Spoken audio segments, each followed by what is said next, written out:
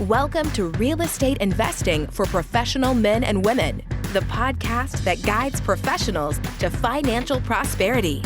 Join our community and let's start building your wealth. Here's your host, Gary Wilson. Hello, everyone. This is Gary Wilson, and welcome to this week's Path to Prosperity podcast, which is real estate investing for professional men and women. This is for you. You're a chiropractor, you're a dentist, you're a pilot, you're a fireman, policeman, almost always professional in your field, and quite often business owners. And we invest honorably and ethically in the areas that we do invest in, because it is win-win, and you can definitely make a lot of money doing it and be proud of your properties and have a good client base too. So it's not the no money down stuff. If that's what you're here for, it's there's a place for that. It's just not every place. I'm not against it. I've done it myself. But what I want you to recognize is in investing, I want to get you to be working more in cash because it puts you more in control. You can do it. Many people have, including me, used me as a model. You can still be creative, okay? But do it strategically so that you're in control.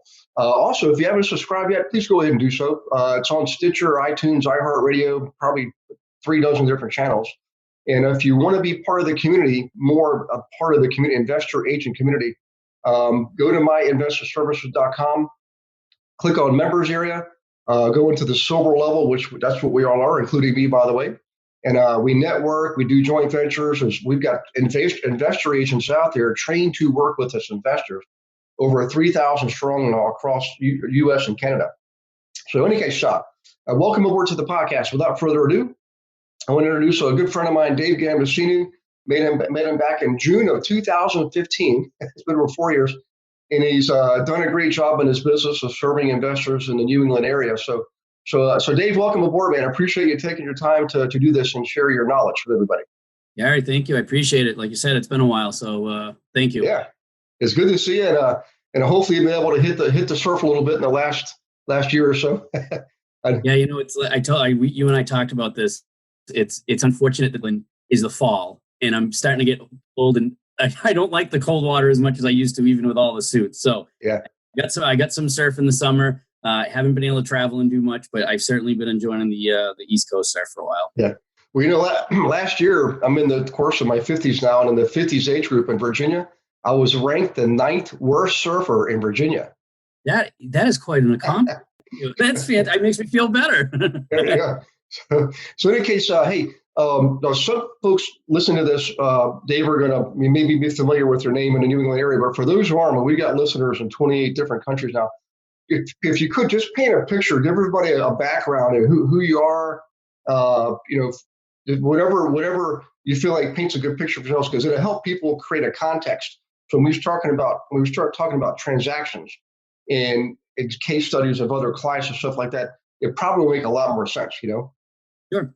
So, hello, everyone. As Gary said, I'm Dave Gambaccini. I'm in Bedford, New Hampshire, which is right next to Manchester, New Hampshire, about an hour north of Boston. I am a commercial broker, really focusing on investment sales. I am a CCIM. If you are or are not familiar, that's a certified commercial investment member. We can talk a little bit about that too. I've got some. I'm scheduled to be president for the chapter next year. So awesome. Yeah, a lot of what I've been doing to get where I am, such as that, where recognition within the CCIM Institute. So it's fantastic. But anyways, I am a certified commercial investment member, CCIM, board member with the chapter. I do service. Really, we've been able to establish a footprint nationally. I do focus locally for assets, right? So buying, selling, leasing, a little bit more local. When we go on the national platform, it could be more capital markets. I'm able to raise some equity, some debt, some syndication, and we can expand our footprint. I'm currently with SVN Commercial Real Estate Advisors. With the local footprint, I'm focused on trying to really build the brand. The business partner and I are trying to build that brand up a little bit and expand, opening some additional offices. So personally, locally, I don't have the presence that I used to with signs on properties. But once again, we're doing a little bit of different approach for the local, a couple more folks to do that for, so I can continue to focus on the larger assets, capital investing, capital markets, things of that nature. Awesome. So let's go back to the beginning. When I first met you back in June of 2015, how long had you been in the business? And what was your what was your direction at that point? And then since then, what have you noticed? How have you grown? I mean, I know obviously you work with investors. That's what you and I worked on together. We talk a little bit more about that, the beginning years, because I want people to recognize this. All of us started at the beginning. I mean, I wasn't born this way. I mean, I got where I am because I had a lot of help. Number one, or number two is I knew there was more, and I wanted to be where there was more. And I finally realized, man, you got to think at that level. And in order to do that, you got to hang out with people at that level. But so that was. But back to you. Talk about the beginning times and what that was like, and what was really your what got you moving forward, seeing that vision, that type of stuff. And I've said this before, Gary, that it's for everyone watching the podcast, Gary and I really haven't connected in a few years, right? Because where he met me was with a residential firm, and I took a hard right and followed the path that I'm on now. So Gary and I haven't had a chance to directly talk. We've had a couple exchanges here and there, but I'm just letting you folks know that it is very interesting what drew me to Gary and the path that I'm on. It was just a coincidence that I had a very thought process to Gary. I knew I wanted more. I knew I needed to do something different. What I was doing didn't feel right. So to back it up and to make it make sense, I started investing in New Hampshire in 2006. Wasn't the best or the smartest time to start. But, it was easy. It was easy because all you had to do was stand in line and they handed you money and you could buy things. And that's what happened. That's what I did.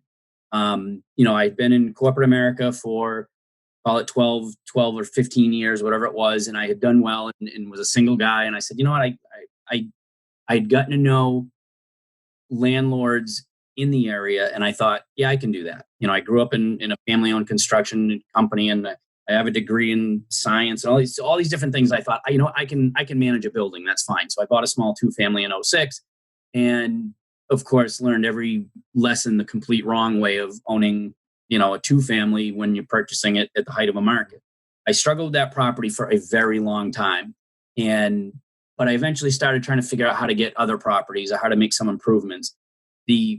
Just to fast forward, I never really owned anything more than, 12 or 15 units. I was never a large owner, and it was just me doing everything. And it was a lot of work. Snowstorms were a big deal because I did my own snow removal, right? Here I am in the Northeast. So, things like that, when you're that size, it is very hard to give up control, not just because I'm a control freak and I want it done my way, but because there's not enough finances there to really, under that 15 units, that's almost the break even. Under 15 units, man, it's really hard to pay someone to manage properties for you. So you're sort of tied to those properties, doing it all yourself. For me, because I wanted more income out of the property. So anyways, I was managing my own properties, and I was in and out of a couple, letting some go and taking my hits, and I was just barely staying alive with these things. And at the same time, I was sort of just I had enough of corporate America, everything I was doing, and I said, that's it, I got to do something different. And it was the idea that someone said, you should do real estate. You clearly know it. And I thought, that's not a bad idea. With my background and my history and understanding of buildings, and great, I'll do that. And I wanted to be able to, I wanted to get my license. I got my license to try to provide this to other people. So I started trying to just help other people. And eventually was the path that, yes, go to get into a brokerage house. And the easiest path is into residential.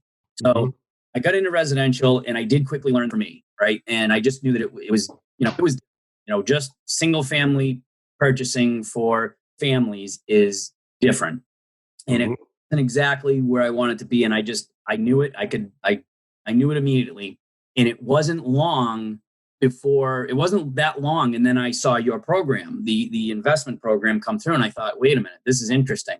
I only had my experience. I didn't have any other education or training in it. I just had my experience. And I thought, well, this could be good because maybe I could learn this and do a better job than what I'm doing now. My first concept of this is, I know, I'll do these investment properties. I'll do multifamilies. That's what I thought. The call it Manchester, New Hampshire market, Southern New Hampshire market is it has its sweet spot really is the multifamily when you talk about that kind of, how can you service a wide array of customers at different price points, and the multifamily market fits that pretty well. So anyways, I took your program. It was, the light bulbs just kind of kept popping, and I just kept realizing, I could do this. Your school reports, right? I still talk about the school reports. There's some other reports. It was free public data that you were showing us how to leverage differently. Mm-hmm. And I've told this story before. I was sitting in a closing. I was helping a buyer buy call it a condo or a townhouse. And I knew from the history of the property, these developers had flipped the property. They bought it as a foreclosure, they gutted it, they redid it, and they're selling it. Okay. So I helped my buyer, and I was aware of these guys that had done the flip. And I tried to talk to them a little bit at different times. There was just really not an opportunity. So here we are at the closing table. The listing agent didn't show up, but these builders, these guys that flipped the property did show up. So I'm sitting with these builders, and I'm sitting there with my client to help buy it. And they just happened to start asking me questions. And they said, they asked what I did and with real estate. And, they didn't know if I focused on these types of flipped properties. And I said, well, and I started introducing some of the techniques that you had taught, the school report. And, and I start naming off these things, and I could see them looking at each other. I kind of knew what was happening. Yep. So they're showing interest, and I purposely kind of feathered it in so they heard enough. And sure enough, I think we got out closing. They called me and they said, "We're outside. Can you come and talk to us?" And, we've never heard someone, we look for flipped properties. They said, we specialize in.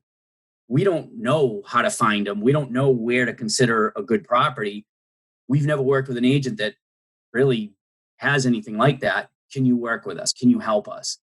And that really was that, once again, another aha moment that I said, oh, okay, this is working. So I started helping those folks, and it did work with a few other folks. And the only thing I saw was, okay, this is great. But when you're buying a foreclosure or pre-foreclosure, or when you're finding these properties that need improvement, it's a lower price point. And I get it. I get multiple transactions. Don't get me wrong.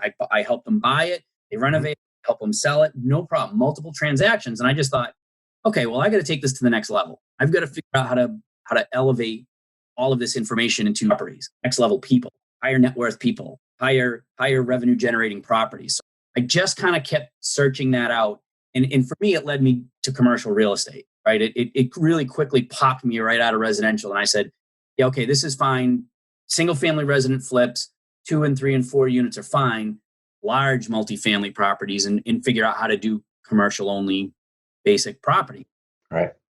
So I really got into the commercial, and also because of what you had, these tools and techniques that you had shown regarding basic investment strategies was the precursor for me to understand CCIM.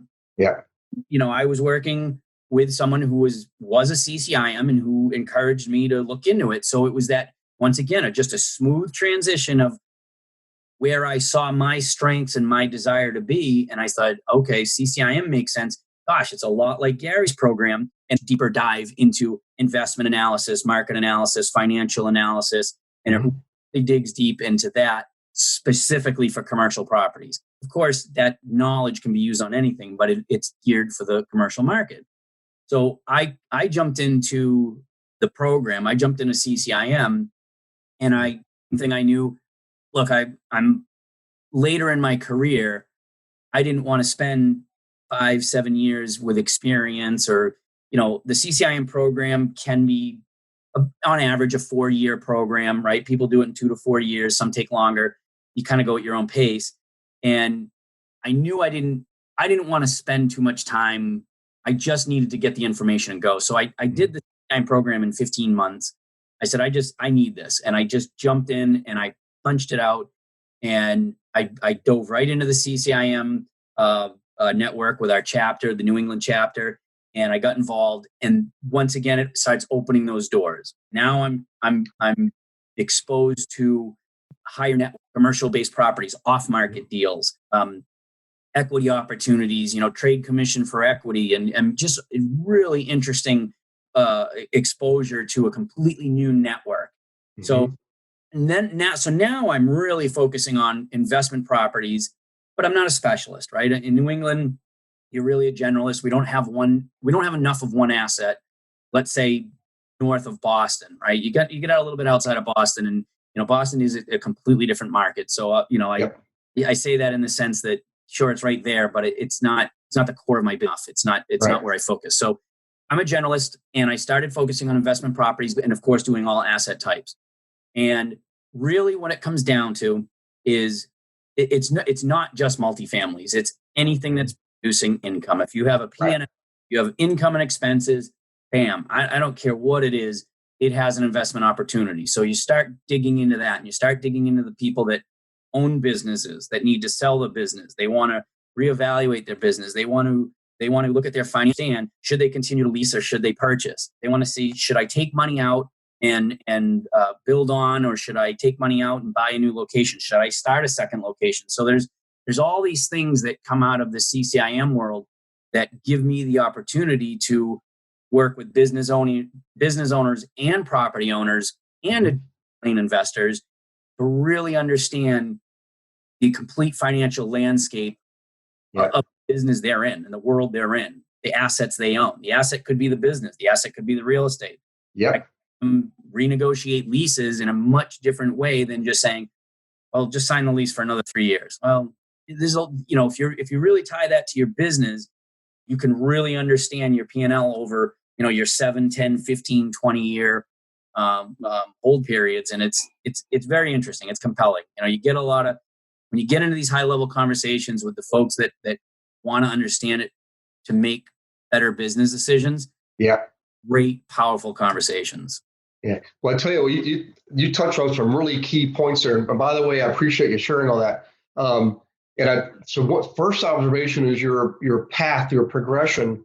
What's interesting about entrepreneurs, you've got that entrepreneurial gene flowing through your veins. And you and I have similar backgrounds. I mean, my degree was in computer science, right?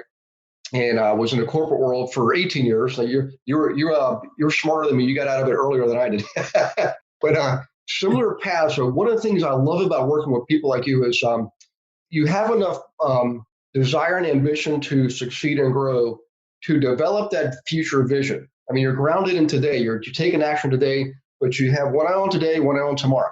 And you realize that you've learned from experience. You take that first step, take the next step, because that leads you to see the next step more clearly. So a lot of people get caught up. They're either all in today or they're all in tomorrow. It takes a special person to be in both places at the same time. One eye on today, one eye on tomorrow. And when you take that next step and all of a sudden the horizon starts to roll forward, you see the next thing that's available to you. And you've taken it to heart. You got your CCIM, started off with duplexes and flips, and now you're working with big buildings and anything, like you said, that makes money. Because once you learn the principles and the fundamentals, they never change. The markets may change, but the fundamentals don't. If you're anything like me, listening to good advice is helpful and inspiring at the same time. But having a reference guide at your fingertips is invaluable when I sit down to do serious planning. That's why if you go to the website, myinvestorservices.com, at the very top of the page, actually sort of near the middle, you'll see 5 different guides on 5 different aspects of real estate. All these are free, and all of them can help you impact your bottom line. Just check it out. Go to myinvestorservices.com, right smack in the middle, click on any one you want or all 5 if you want. I don't want to ask you something. You started talking about people and coming in and investing, and they're leveraging their businesses, which is another key point. Anybody listening to this, I love working with business owners because they have the vision of leveraging their business to get more passive income through owning real estate, and vice versa, by the way. When you got both business and passive income from investment real estate, you can leverage the two together to grow exponentially. But I want to ask you a question, if you don't mind, just you sort of making me think about the area, because I've been up there. I love New England, man. I just love the culture, the vibe. There's so much to do. It's a beautiful area. And one of the things I recognize is, and I've seen this all over the U.S. now, is the level of foreign ownership that's been occurring in the last generation. So what have you seen as far as that's concerned? Who's owning the properties now, out of state, out of country, and how has that affected or impacted your personal business? it is very interesting. You figure a market like New Hampshire can be looked at and considered kind of a sleepy market, only because outside of New England, people just they know Boston or New England as a whole, right? So investors don't necessarily target or think of, geez, I'm going to put my money in New Hampshire. So what we found in general, let's just call it the New England market. What we found in general is when you start looking at Connecticut and the Boston markets, they're really strong markets. There's not a lot of inventory, and in obviously with the rates being as high as they are, not the low interest rates, high purchase prices, low inventory, high demand. Mm-hmm. It means, how does a guy like you and I get in the market to purchase something? It's difficult. You've got to be a level of investor that says, yeah, I could probably overpay because of whatever I have behind me. I can pay a little bit extra because this market is tight, and I'll hold it for 20 years or some. There's got to be reasons why you could enter the markets if you really need to be there, or you're a capital player or a national player. So it's different. But what happens is, because of our properties, and once again, so I'm licensed in New Hampshire and Mass, and my business partner Larry is we have agreements to kind of basically work nationally. So we're ending. I have a $500 million development in Hyde Park, New York right now. So we're raising $20 million for that, right? So I'm kind of all over the place. Question: what we have found is investors that would typically say, I need to be in Boston. They went north. I need to be at least in Andover or south to Boston. They push a little further. I'll go to Salem, New Hampshire, and then but really I want to be towards Boston. Now they say, what do you have in New Hampshire? And what we have in New Hampshire is simply a little bit more inventory.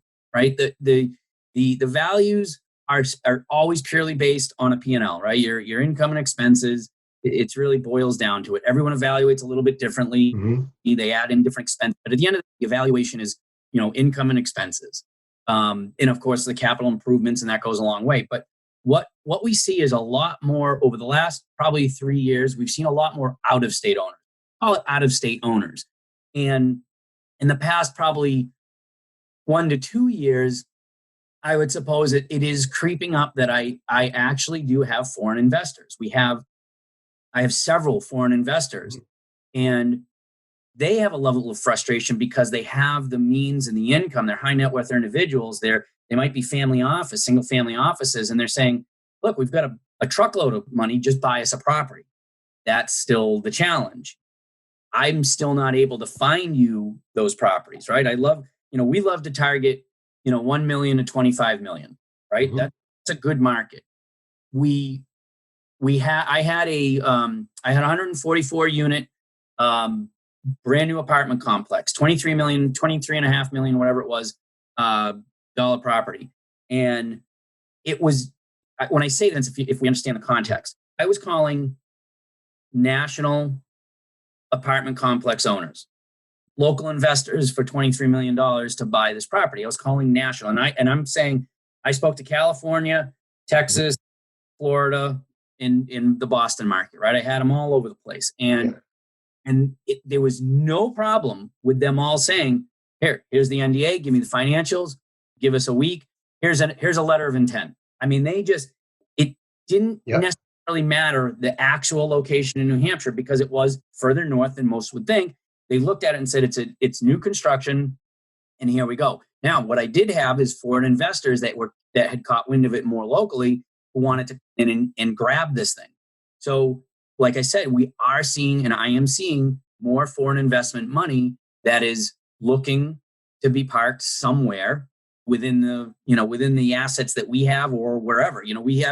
We've had folks. We raised. I had an assisted living project where same thing. We were kind of offering to run as quarterback. So we were trying to bring everything together, and they said equity. Sure, we can get equity. We had, through our relationships and our contacts, we got a seat with Beijing Capital, and Beijing Capital offered us a substantial amount of money. We brought that money back to New Hampshire and said, here you go. For other reasons that were relating to the partnership, the deal kind of went a different direction, and it changed. It changed, and they really switched focus on what they were doing and how they were doing it. But Beijing Capital came to us and said, hey, well, listen, we appreciate what you guys brought to us. Can you help us in Florida?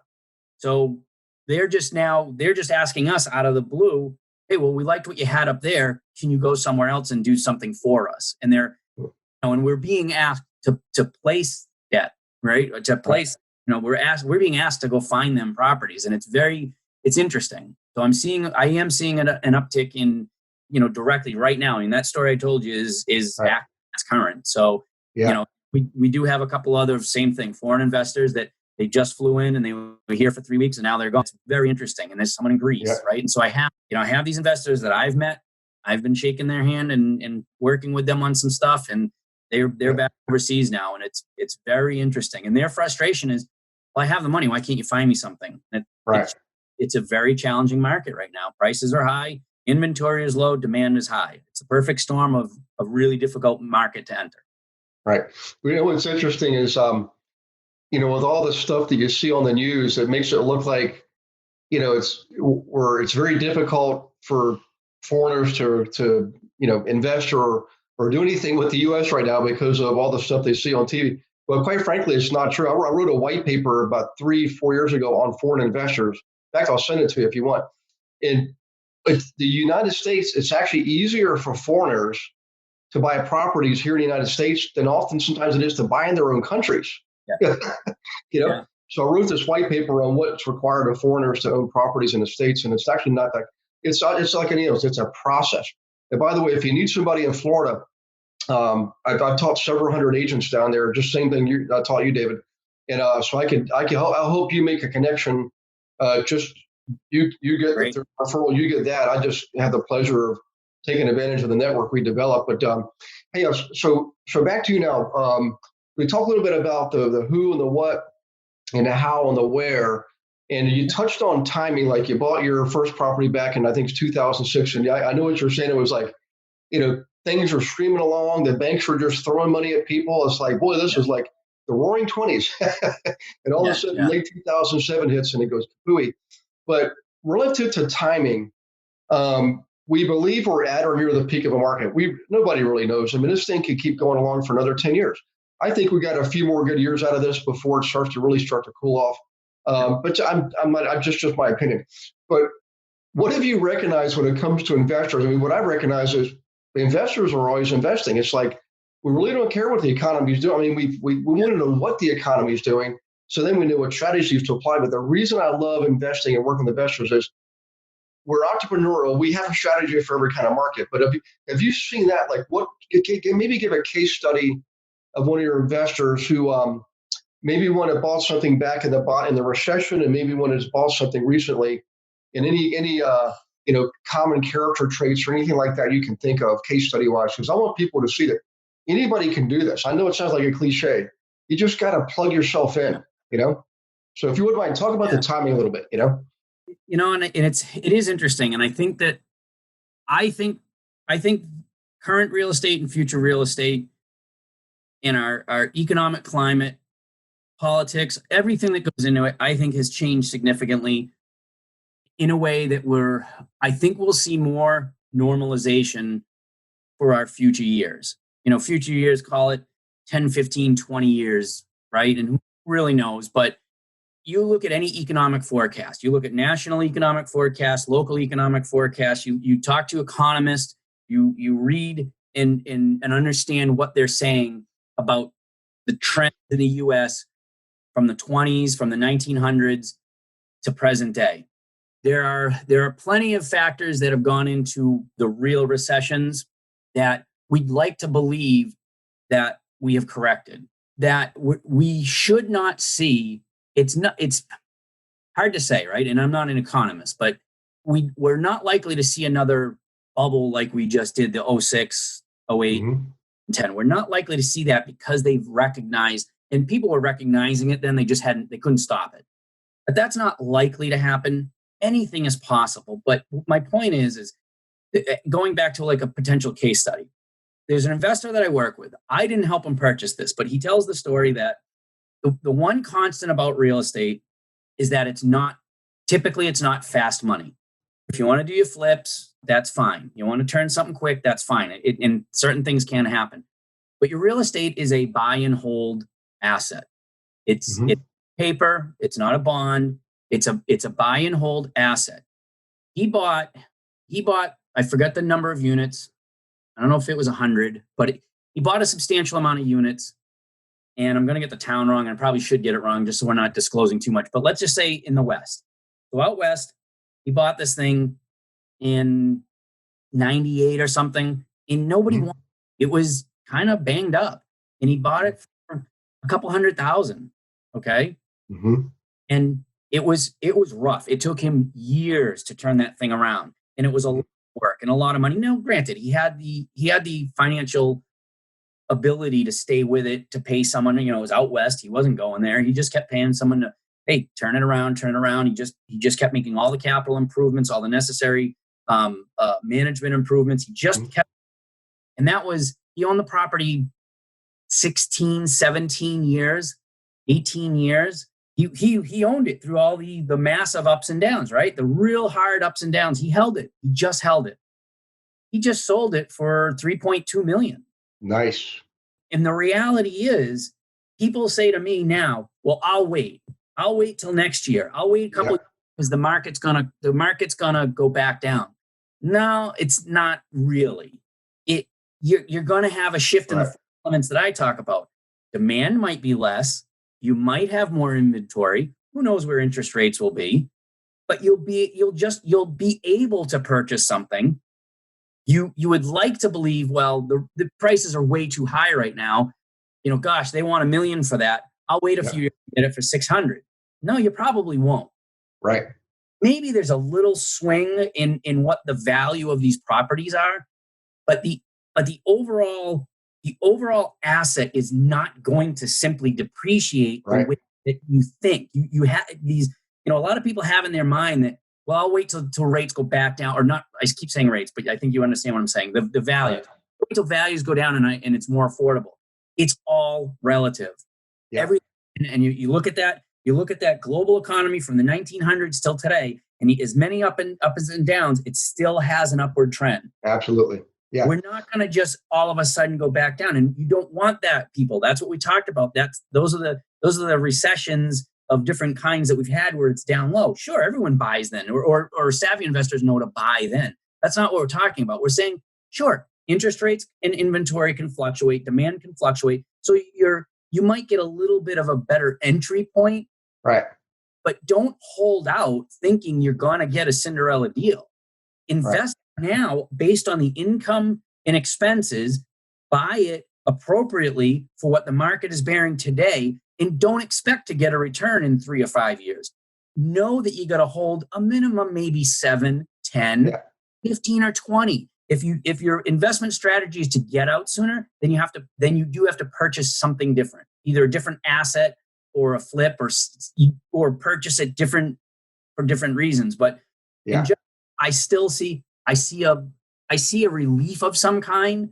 Maybe rates keep coming down. I mean, the bond is incredibly low right now. Was it 1.7 something as of yesterday?